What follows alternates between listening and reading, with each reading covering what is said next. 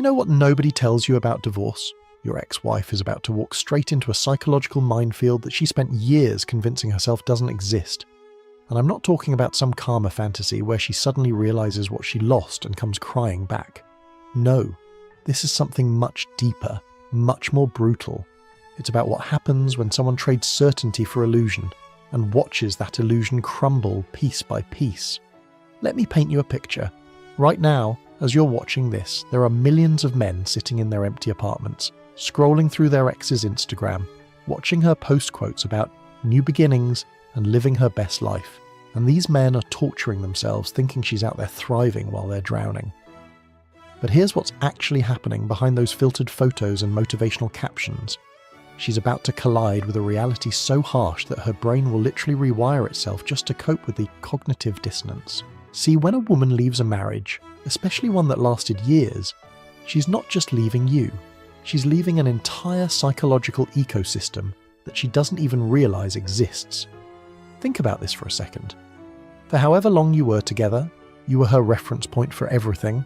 Every decision, every emotion, every plan for the future had you somewhere in the equation. Even when she was complaining about you to her friends, you were still the center of her psychological universe. And now she's floating in space without gravity, trying to convince herself that weightlessness is freedom. But let's get specific about what actually unfolds, because the pattern is so predictable it's almost mathematical. The first phase is the honeymoon with herself. This lasts anywhere from 2 weeks to 3 months. She's high on her own decision. Every morning she wakes up and mentally congratulates herself for being so brave, so strong, so independent. She redecorates the house, starts that yoga class she always talked about, maybe downloads a dating app just to see what's out there. Her friends are feeding her validation like it's cocaine. You look amazing, you're glowing, you deserve so much better. And she believes it. God, does she believe it? During this phase, she's not actually living in reality. She's living in a story she's telling herself about reality. The story where she's the heroine who escaped from mediocrity, where endless possibilities are waiting just around the corner. Her phone is buzzing with matches and messages. Men are giving her attention she hasn't felt in years. She interprets this as evidence that she made the right choice.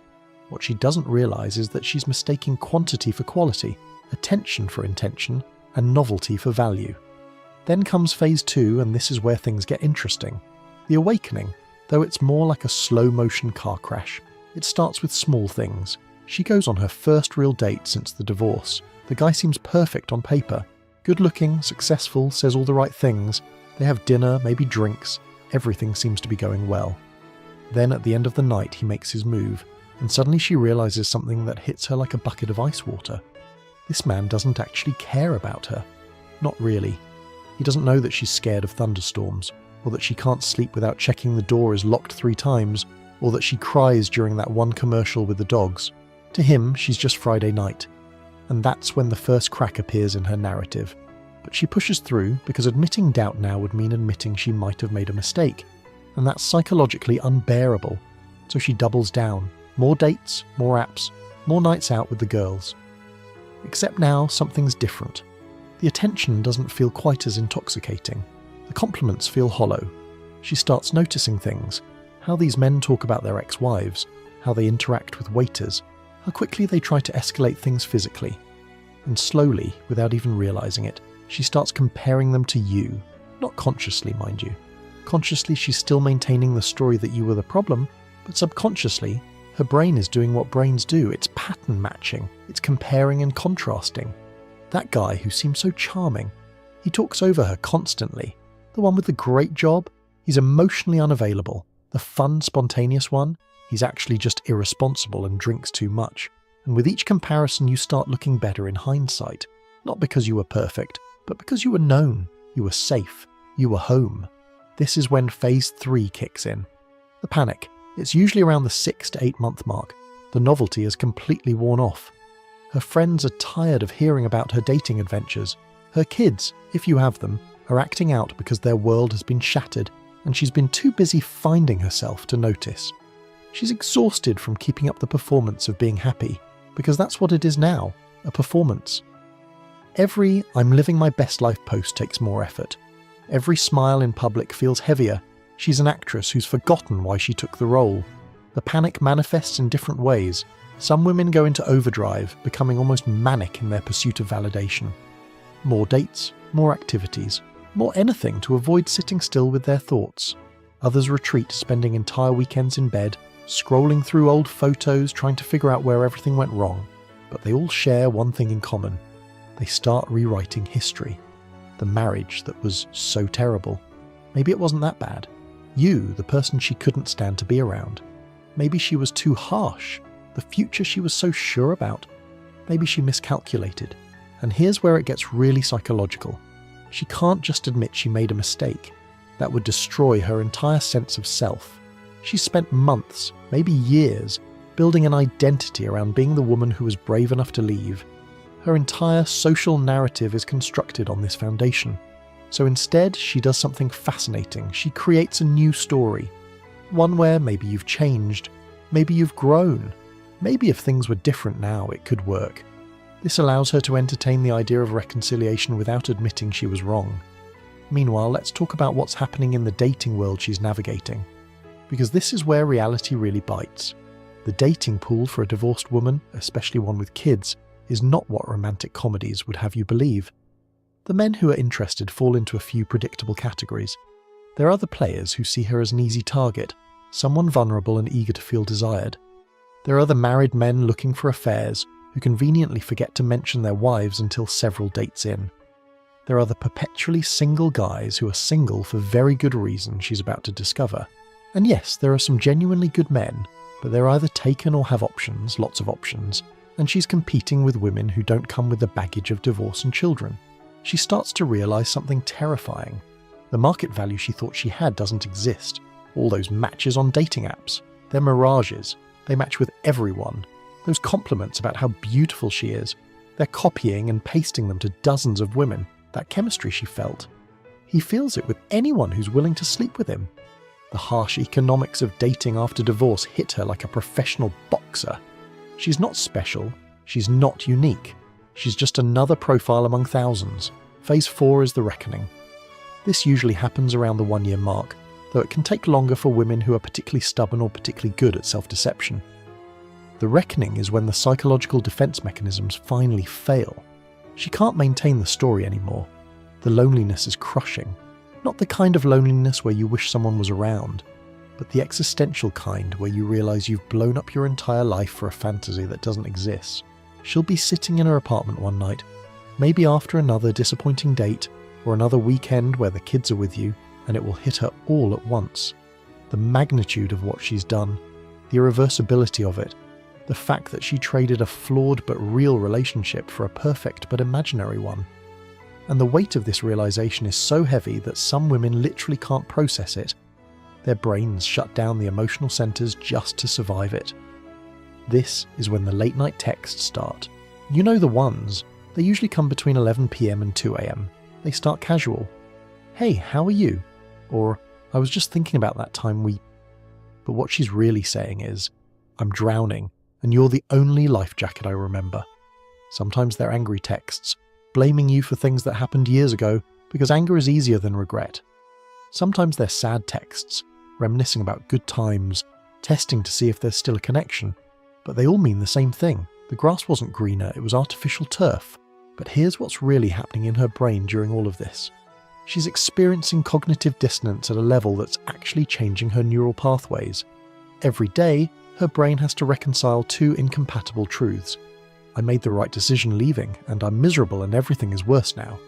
The psychological stress of maintaining these contradictory beliefs is literally exhausting. It affects her sleep, her appetite, her ability to concentrate. Some women develop anxiety disorders, others fall into depression. Many develop a kind of emotional numbness where they can't feel anything deeply anymore, because feeling would mean confronting the truth. Let me tell you about the Sunday night syndrome. It's this phenomenon where divorced women have their worst moments on Sunday nights. Know why? Because Sunday night is when the performance ends. The weekend is over.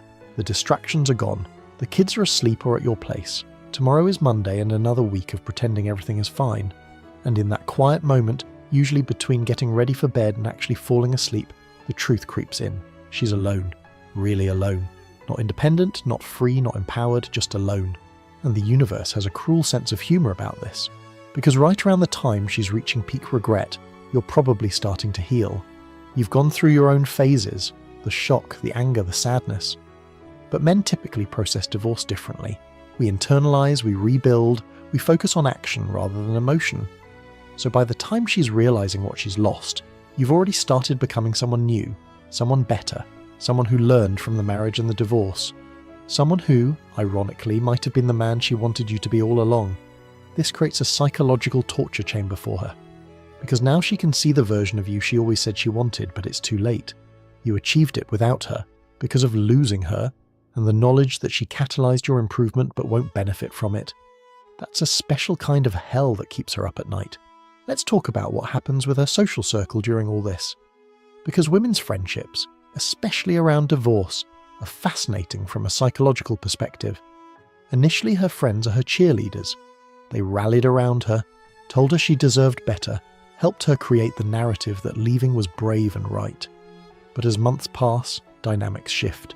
Her married friends start to distance themselves. Not consciously, but instinctively. She's now a threat, a reminder that marriages end. A single woman who might attract their husband's attention. The invitations to couples' dinners stop coming. The group chats move on without her. Her single friends, the ones she thought would be her new tribe. They're competition now. They're all fishing in the same limited pond, and friendship becomes secondary to survival. Plus, she's not really single like them. She has baggage, history, kids maybe. She's in a different category and everyone knows it, even if no one says it. So her social world, which was supposed to expand after divorce, actually contracts. She finds herself with fewer real friends than ever before. The loneliness compounds. The support system she counted on reveals itself to be conditional and fair weather. And she realizes something terrifying. You weren't just her husband. You were her best friend, her emergency contact, her default +1, her safe space. And she threw it all away for what? For the idea that something better was waiting? Here's a psychological truth that nobody talks about. Women who leave marriages, especially long ones, often develop phantom relationship syndrome. Just like amputees feel phantom limbs, divorced women feel phantom relationships. She'll catch herself turning to tell you something funny that happened, then remember you're not there. She'll hear your voice in her head commenting on things throughout the day. She'll wake up and for a split second forget you're gone, then have to relive the loss all over again. This isn't love necessarily, it's neurological. Her brain spent years wiring itself around your presence, and those neural pathways don't just disappear.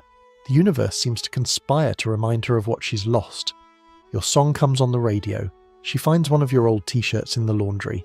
The kids say something exactly the way you would. She goes to that restaurant you loved and realizes food doesn't taste the same without someone to share it with. These aren't just memories. They're psychological anchors that drag her back to the reality she's trying to escape. And then there's the mathematical problem of finding someone new. Let's be honest about the numbers. If she's 35 or older, divorced, possibly with kids, looking for a serious relationship with a quality man who's also single, emotionally available, financially stable, attracted to her, and willing to take on another man's family, the statistical probability is brutal. Add in her own standards and preferences, which haven't adjusted to her new market reality, and you're looking at odds that would make a lottery ticket seem like a good investment. But she can't admit this, not to others, and especially not to herself. So she creates coping mechanisms. She lowers her standards while telling herself she's being more open-minded. She accepts treatment she never would have before while calling it going with the flow. She tolerates disrespect and frames it as not sweating the small stuff.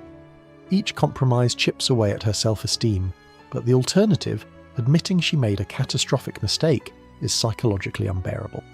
Some women enter the renovation phase. They suddenly become obsessed with self-improvement, but not the healthy kind, the desperate kind. New hair, new body, new style, new personality even. They're trying to become someone else, someone who might be more successful in this new reality. But it's like rearranging deck chairs on the Titanic. The problem isn't how she looks or acts. The problem is that she fundamentally miscalculated what was available versus what she had. The really tragic ones are those who get into rebound relationships quickly and try to force them to be serious. They meet someone, anyone, who shows interest and immediately try to recreate what they had with you. They introduce them to the kids too quickly. They push for commitment before trust is established. They ignore red flags because being with someone problematic feels better than being alone. These relationships always implode, usually spectacularly, leaving her even more damaged than before. And through all of this, you're the ghost that haunts everything.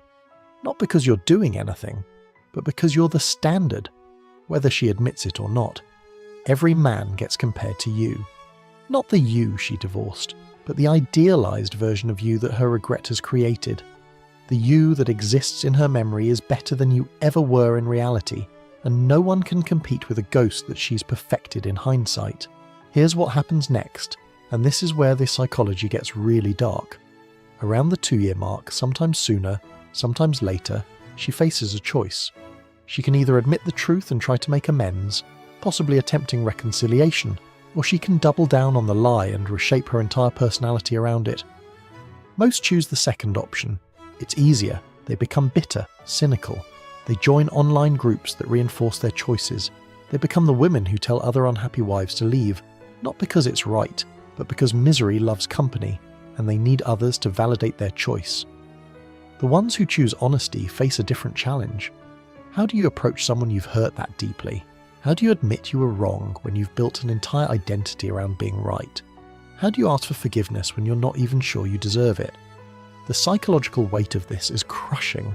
Many women report that the hardest thing they've ever done wasn't leaving, it was admitting they shouldn't have. But wait, there's another layer to this psychological unraveling that most people never talk about. It's what happens to her sense of identity at the cellular level. See, when you're married for years, your identity isn't just you anymore. It's you as part of us. Every decision she made, from what to cook for dinner to where to vacation, was filtered through the lens of being a wife. Her neural pathways literally formed around this identity. And when she leaves, she's not just losing you, she's losing who she was with you, and that creates an identity crisis that psychology textbooks don't adequately cover. Think about the small things she never had to think about before. Which side of the bed to sleep on when the whole bed is empty? What to watch on Netflix when there's no one to compromise with? Where to eat when every restaurant reminds her she's eating alone? These seem trivial, but they're death by 1,000 cuts to her psyche. Every tiny decision becomes a reminder that she's navigating life without her co-pilot, and she fired him. The financial reality is another psychological hammer that drops around month 9. Divorce is expensive, being single is expensive. That dual income that made life comfortable? Gone. Now she's trying to maintain the same lifestyle on half the resources, but it's not just about money, it's about what money represents. Security, stability. The ability to dream about the future without checking the bank balance first. She traded financial partnership for financial independence, but independence without resources isn't freedom, it's just decorated poverty.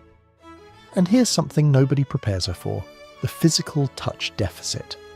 I'm not talking about sex, I'm talking about the 1,000 small touches that happen in a marriage. The hand on the lower back while passing in the kitchen, the feet touching under the covers, the automatic hug when someone's had a bad day. Touch is a human need, as real as hunger or thirst. And suddenly she might go days, weeks without meaningful human contact. Her body starts to rebel. Stress hormones spike. Sleep becomes elusive. Her immune system weakens. She's literally becoming sick from skin hunger, but she can't admit it because that would mean admitting she needs what she rejected. The dating apps become a special form of psychological warfare. She's reduced to a set of photos and a bio, competing with women 10 years younger who don't have stretch marks or emotional baggage or bedtimes dictated by school schedules. The algorithms are brutal. They show her to everyone at first, that dopamine hit of matches and messages.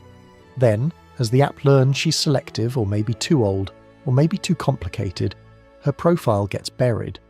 The matches slow to a trickle. The messages become lower quality. She realizes she's become invisible in a marketplace that only values youth and availability, neither of which she has anymore. Some women develop performance exhaustion. They've been performing happiness for so long that they forget what genuine emotion feels like. Their smiles become reflexive, not reflective. Their laughter sounds hollow even to them. They post about living their best life while crying in their cars after dropping the kids at school. The gap between their public persona and private reality becomes so wide that they feel like they're living a double life. and maintaining that double life is exhausting. It's like being an undercover agent in your own existence. The dating apps become a special form of psychological warfare. She's reduced to a set of photos and a bio, competing with women 10 years younger who don't have stretch marks or emotional baggage or bedtimes dictated by school schedules. The algorithms are brutal. They show her to everyone at first, that dopamine hit of matches and messages. Then, as the app learns she's selective or maybe too old or maybe too complicated, her profile gets buried. The matches slow to a trickle. The messages become lower quality. She realizes she's become invisible in a marketplace that only values youth and availability, neither of which she has anymore. Some women develop performance exhaustion. They've been performing happiness for so long that they forget what genuine emotion feels like. Their smiles become reflexive, not reflective. Their laughter sounds hollow even to them. They post about living their best life while crying in their cars after dropping the kids at school. The gap between their public persona and private reality becomes so wide that they feel like they're living a double life, and maintaining that double life is exhausting. It's like being an undercover agent in your own existence. This creates the final psychological torture: regret without redemption, awareness without action. She knows what she lost, she knows it was her choice, and she knows it's irreversible. She has to live with this knowledge every single day. Every happy couple she sees is a reminder. Every romantic movie is salt in the wound. Every wedding anniversary that passes without celebration is a monument to her miscalculation. And then there's the moment, it always comes, when she sees you happy. Maybe it's a photo on social media. Maybe it's running into you at the store. Maybe the kids mention how much fun they had with you and your new girlfriend. And in that moment, something breaks inside her that can never be fully repaired. Because your happiness is proof that the problem wasn't the marriage. It was her perception of the marriage. You're capable of happiness. You're capable of love. You're capable of being the man another woman wants, which means you were always capable. She just couldn't see it. Or worse, she saw it but wanted more. This is the final psychological blow. The realization that she didn't leave a bad relationship.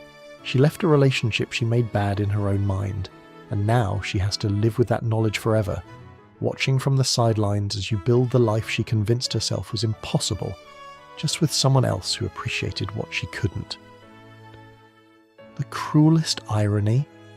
Many of these women eventually realize that the problems in the marriage weren't entirely about you, or even mostly about you. They were about her dissatisfaction with herself that she projected onto the relationship. The restlessness, the feeling that something was missing, the sense that life should be more exciting. Those were internal issues that leaving you didn't solve. In fact, leaving you just made them worse because now she has to face them alone, without the stability and support you provided. So what actually happens to your wife after divorce? She gets exactly what she asked for: freedom, independence, the chance to start over. And she discovers that what she asked for and what she wanted were two completely different things. She wanted to feel alive again, but she feels dead inside. She wanted excitement, but she got chaos. She wanted to be desired, but she became disposable. She wanted better, but she got different, and different isn't always better. Sometimes different is just different, and sometimes, more often than anyone wants to admit, different is worse. The ultimate psychological revelation that hits these women, usually years later, is this: they didn't leave you because you weren't enough. They left because they thought they deserved more. But deserving and getting are two different things. The market doesn't care what you think you deserve. Reality doesn't adjust to your expectations. And by the time they figure this out, the chance to fix it has usually passed. That's the truth about what happens to your wife after divorce. Not the Instagram version. Not the story she tells her friends. Not even the story she tells herself. But the real, raw, psychological unraveling that happens when someone trades a flawed reality for a perfect fantasy and discovers that the fantasy was the biggest lie they ever told themselves.